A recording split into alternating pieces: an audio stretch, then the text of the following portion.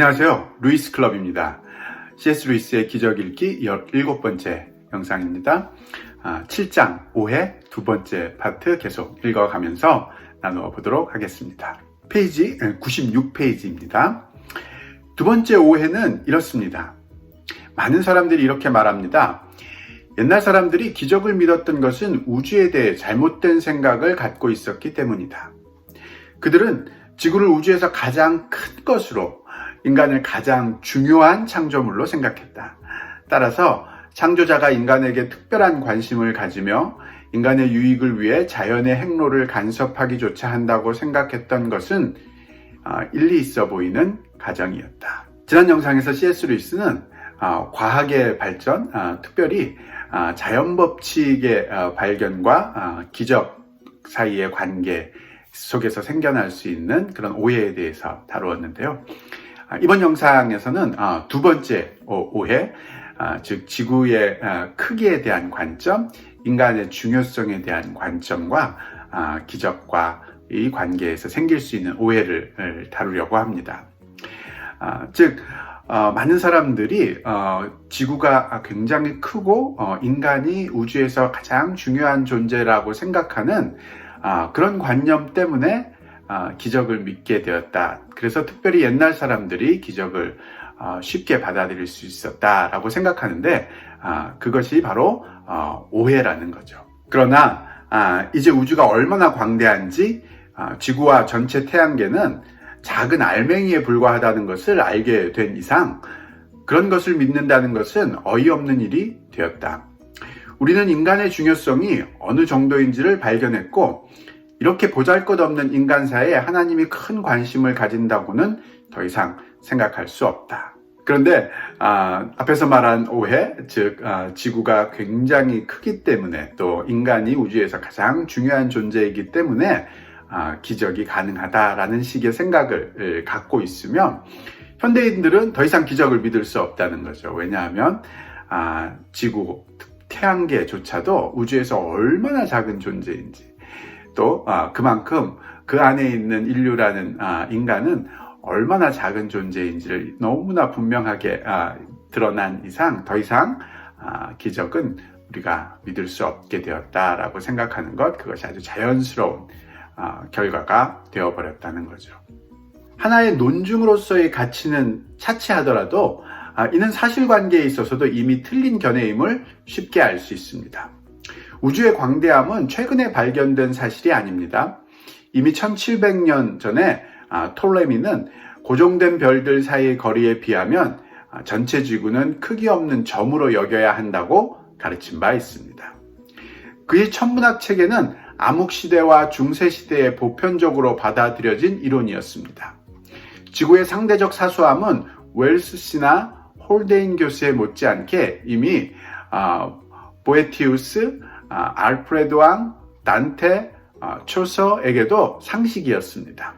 현대에 쓰인 어떤 책들이 반대로 이야기하는 것은 무지 때문입니다. 그러나 인간의 존재의 가치와 그 중요성을 그 크기와 연관시켜서 생각하는 이런 식의 논증의 철학적 가치는 잠깐 옆으로 떼어놓고 생각하더라도 옛날 사람들이 지구가 우주에서 굉장히 큰 존재였고 그래서 그 안에 사는 인간이 굉장히 중요한 존재라고 생각했다는 이 말은 역사적으로도 분명한 오해고 오류라고 이야기합니다. 왜냐하면 이미 1700년 전에 톨레미라는 아주 유명한 천문학자도 지구가 우주에서는 정말 보잘것없는 한 점에 불과하다는 그런 이야기를 분명히 했었고 또 현대의 웰스 씨나 홀데인 교수들 이런 유명한 사람들의 못지않게 중세 또 그 전의 보에티우스 또 알프레드 왕, 단테, 초서 같은 문학자, 철학자 이런 사람들에게도 이미 그런 이야기는 상식처럼 여겨졌다는 것을 우리가 분명히 알 수 있기 때문에 옛날 사람들도 지구가 우주에서 큰 존재이고 그래서 인간이 중요한 존재이다라고 생각하지는 않았다는 거죠. 진짜 문제는 우리가 흔히 생각하는 것과 상당히 다릅니다. 지구의 공간적 사소함은 이미 15세기 동안 많은 기독교 철학자들이 주장해왔고 기독교 시인들이 노래해왔으며 기독교 도덕가들이 논평해온 것으로 그들은 그것이 자신들의 신학과 충돌한다고는 추호도 의심하지 않았는데 왜 갑자기 현대에 들어 기독교에 반하는 상투적인 논증으로 세워져서 그런 용도로 상당한 성공을 거두고 있었는지가 진짜 문제입니다. 뒤에서 저는 이 질문에 대한 답을 한번 추측해 볼 것이지만 일단 지금은 이 상투적인 논증의 강점이 무엇인지부터 생각해 보겠습니다. 그래서 C.S. 루이스가 생각하기에 진짜 문제는 왜 현대 사람들은 옛날 사람들이 지구가 우주에서 공간적으로 굉장히 큰 존재이고 그래서 그 안에 사는 인간들이 중요한 존재이며 그런 생각을 바탕으로 그 중요한 우리에게 기적이 일어날 수 있다라고 생각하는 그런 식의 오해가 생겨나게 되었는가. 또 그런 식의 오해가 현대 사회에 굉장히 큰 영향력을 미치는 그런 상황이 되었는가를 생각해 보는 것. 그것이 어쩌면 중요한 우리가 생각해야 될 문제라고 이야기합니다. 그런 면에서 이 장의 뒷부분에서 자신의 생각, 자신의 의견을 한번 제시해 보겠다고 이야기하는데요. 그렇지만 우선 지금은 이런 식의 논증, 크기를 바탕으로 중요성을 생각하고 또 그 중요성 때문에 기적이 일어났다고 믿는 그런 식의 논증이 가지고 있는 강점 그 자체에 대해서 한번 이야기하겠다고 하는데요. 계속 들어보도록 하겠습니다. 시신을 검사하는 의사는 장기를 관찰하고 음동 여부를 진단할 때 자연사를 한 경우라면 장기의 상태가 어떨지에 대해 분명한 생각을 가지고 있습니다. 마찬가지로 우주의 광대함과 지구의 사소함을 근거로 기독교를 틀렸다고 진단하려면 먼저 기독교가 옳을 경우에는 우주가 어떤 곳이어야 하는지에 대해 분명한 생각을 가지고 있어야 합니다. 그렇죠. 어떤 형태를 가지고 무언가를 판단할 때에는 각 경우에 따라 그 형태의 모습이 어떨지를 분명히 알고 있어야 됩니다.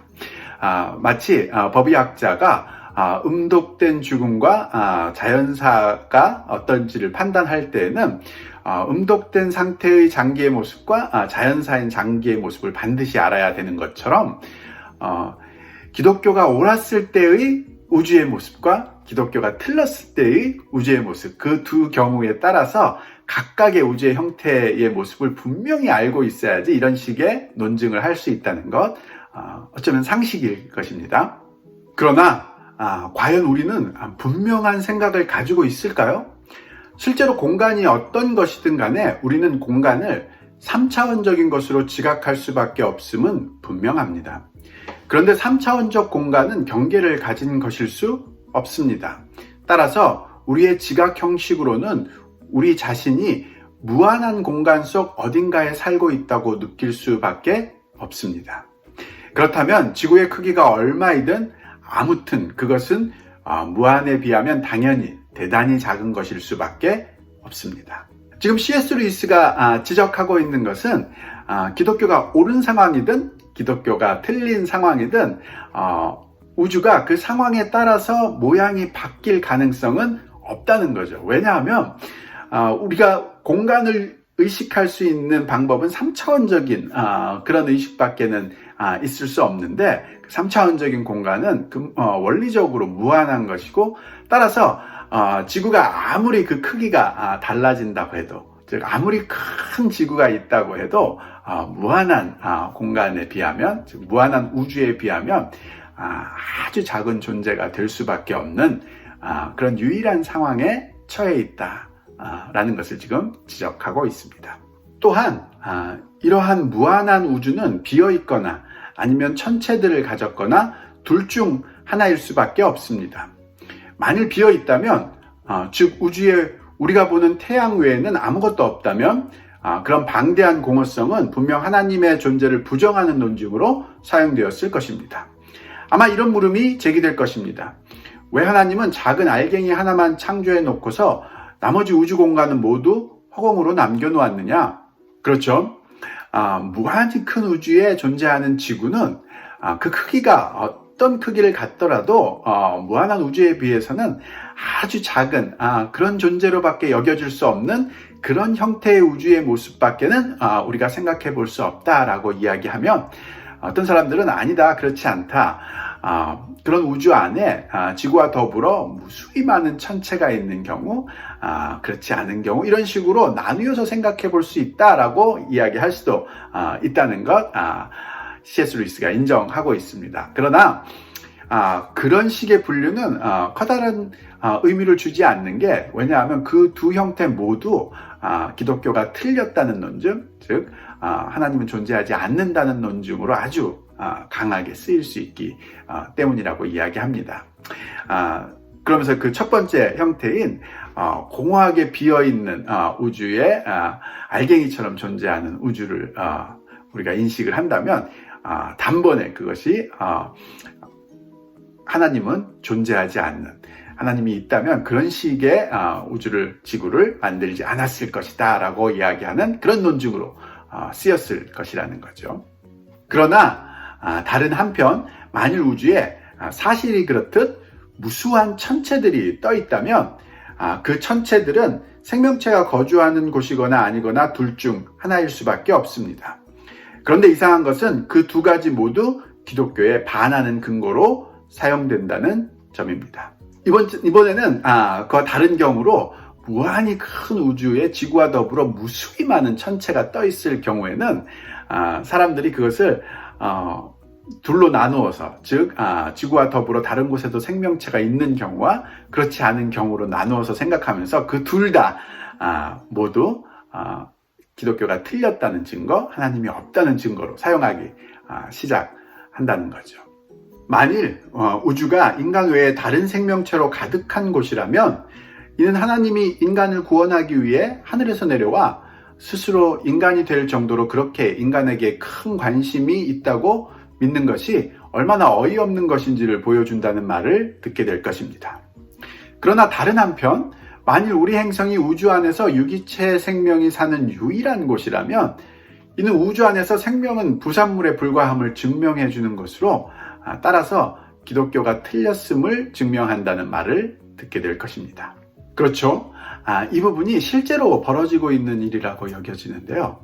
즉, 우주 안에서 지구와 더불어 존재하는 이 많은 천체들 중에서 지구처럼 생명체가 존재하고 인간과 같은 존재들이 있다라고 여겨지는 그런 상황이 펼쳐지면, 그 즉시 인간의 특별함들은 사라지고, 그래서 그 인간을 위해서 하나님이 인간의 모습으로 오셨다라고 주장하는 기독교적인 생각은 정말로 어이없는 것, 그런 생각으로 여겨지는 그런 일들이 일어나고, 이와는 반대로 이 무수히 많은 천체들 중에서 생명이 존재하는 곳, 그것이 지구밖에 없다라고 여겨지기 시작을 하면은, 그 즉시 이 광활한 무한한 우주에 비해서 하잘것없는 이 지구에 존재하는 생명은 어쩌면 이런 우주의 부산물일 뿐이다 라고 여겨지는, 그래서 기독교적인 그런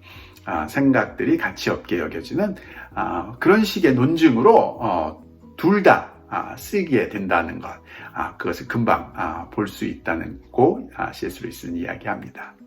이렇게 우리는 경찰이 용의자를 대하는 태도로 하나님을 대합니다.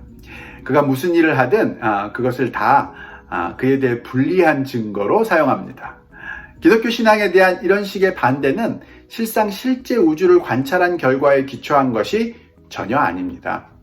이렇게 우리가 우주의 형태를 근거로 기독교의 옳고 그름을 논증하는 그런 모습을 보일 때, 실제로 우리는 어떤 모습의 우주의 형태가 있든지 그것을 전부 기독교가 틀렸다는 증거로 사용해서 논증을 펼치는 그런 모습을 보인다라는 것을 지금 C.S. 루이스가 잘 지적하고 있습니다. 심지어는 그런 우주의 형태, 그 모습이 우리가 실제로 정확하게 관찰해서 확실히 얻어낸 그런 결과를 바탕으로 하는 것도 아니라는 점, 이 점도 지적하고 있습니다. 그런 식의 반대는 우주의 실제 모습을 알아보는 수고를 전혀 기울이지 않고서도 얼마든지 할 수 있습니다. 왜냐하면 어떤 종류의 우주를 상상하든 거기에 맞춰 그런 주장을 펼 수 있기 때문입니다. 이는 마치 의사가 시신을 조사해 보지도 않고 음동 여부를 진단하는 것과 같습니다. 왜냐하면 그 의사는 장기의 상태가 어떻게 판명되는지와 아무 상관없는 음독이론을 갖고 있기 때문입니다. 그렇겠죠. 어떤 형태의 우주이든 간에 모두 기독교를 반대하는 그런 증거로 사용하는 이런 논증의 형태는 마치 장기 상태와는 상관없는 그런 음동 여부를 판독한 그런 의사가 쓸데없이 장기의 상태를 확인하고 있는 그런 모습과 전혀 차이가 없는 그런 모습일 거라고 여겨집니다. 기독교 신앙에 대한 이런 식의 공격의 여지를 전혀 남기지 않는 우주는 상상하기조차 불가능합니다. 그 이유는 다음과 같습니다. 인간은 유한한 창조물이며 자신이 유한한 존재라는 사실을 알 수 있는 정도의 지각을 가지고 있습니다. 따라서 어떤 관점을 취하든 인간은 자신을 전체 실제에 비해 왜소한 존재로 인식하기 마련입니다. 그러면서 C.S. 루이스는 이런 식의 잘못된 논증, 즉 오해들이 굉장히 만연한 그 이유를 보다 근본적인 곳에서 찾고 있는데요. 그 이유는 인간이 자신의 존재의 왜소함을 인식하는 그 이유가 우주의 형태, 우주의 모양 때문에 그런 인식이 생기는 것이 아니라 사실은 인간 자체의 유한함, 인간의 존재 자체의 유한함을 인식하기 때문에 생기는 그런 것이다 라고 지적하고 있습니다. 어떤 의미인지 계속 좀 더 쫓아가 보도록 하겠습니다. 또한 인간은 파생적 존재, 즉 자기 존재의 원인이 자신에게 있지 않고 직접적으로는 부모에게, 궁극적으로는 전체 자연의 성격 혹은 하나님이 존재한다면 하나님에게 있는 존재입니다. 그런데 하나님이든 전체로서의 자연이든 하여간 무언가 독자적인 존재, 자발적으로 움직이는 존재, 즉 자기 너머의 원인들로 인한 산물로서가 아니라 자기 스스로 존재하고 움직이는 존재가 있을 수밖에 없습니다. 그리고 그 무엇이든 인간은 그 앞에서 파생적인 존재로서 자신을 하찮고 무의미하며 거의 부수적인 존재로 느낄 수밖에 없습니다. 이번에는 인간의 존재를 왜소하게 만드는 이 유한함을 파생적이라는 의미에서 설명을 하고 있는데요. 즉 인간은 파생적으로 존재한 존재, 즉 자연주의자에게는 자연에 의해서 파생된 존재이고 초자연주의자에게는 하나님에 의해서 파생된 존재이겠죠. 즉 자연이나 하나님처럼 어떤 것이든지 간에 독자적으로 스스로 존재하는 그런 필수적인 무한한 존재가 아니라 거기에서부터 파생되어 온 그런 부수적인 파생된 존재이기 때문에 그것을 인식하는 것이 마치 자신의 왜소함으로 느껴지는 그런 면이 있다는 것을 지적하고 있습니다. 종교적인 사람들은 모든 것이 사람을 위해 존재한다는 환상을 품으나 과학적인 사람들은 사실은 그렇지 않다는 것을 발견합니다. 그 궁극적이고 설명할 수 없는 존재, 스스로 존재하는 것, 그것은 하나님이든 전체이든 하여간 우리를 위해 존재하는 것은 아닙니다. 그것을 둘 중에 무엇으로 보든 우리가 마주하는 그것은 지구상에 인간이 나타나기 전에도 존재했으며 지구에 더 이상 생명체가 살지 않게 되더라도 계속 존재할 것입니다. 제가 보기에 지금 C.S. 루이스가 지적하고 있는 부분은 파생적인 존재인 우리가 우리 존재 자체의 왜소함을 느낄 때 종교적인 성향을 갖고 있는 사람들은 그것을 독자적인 존재, 즉 하나님이든 자연이든 그것이 존재하는 이유가 파생적인 존재인 나를 위해서 존재하는 것이다 라는 환상을 통해서 위로를 얻기 쉽지만 과학적인 사람들, 즉 어떤 현상을 있는 그대로 보려고 하는 그런 성향을 갖고 있는 사람들에게는 그런 독자적인 존재는 파생적인 존재를 위해서 존재하는 것이 아니다라는 그 사실을 보게 될 수밖에 없다는 거죠. 그래서 그 모습이 마치 앞에서 이야기했던 어떤 우주의 형태가 주어지든 그것을 전부 다 인간의 왜소함으로 해석하려고 하는 그런 일면 말도 안 되는 논증을 계속 펼치는 그런 모습으로 드러나고 있다라고 지금 설명하고 있는 것처럼 보여집니다.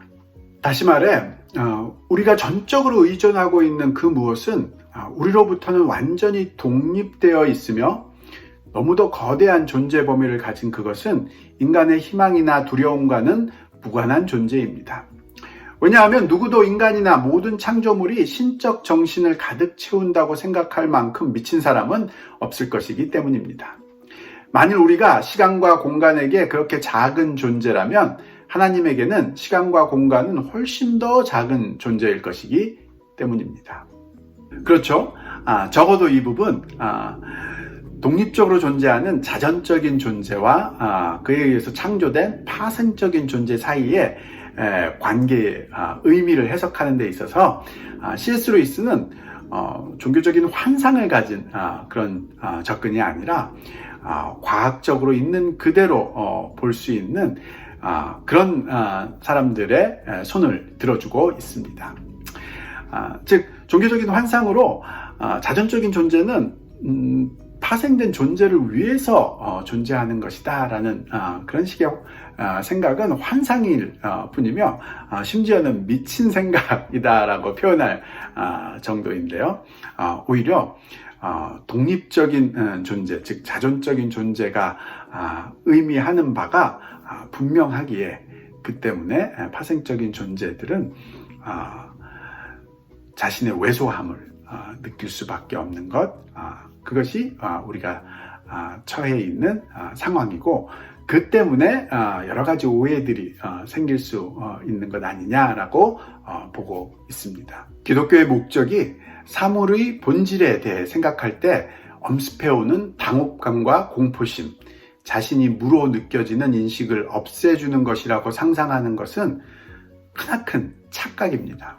사실 기독교는 그런 것을 도리어 강화시킵니다. 그런 감정 없이 종교란 존재할 수 없습니다.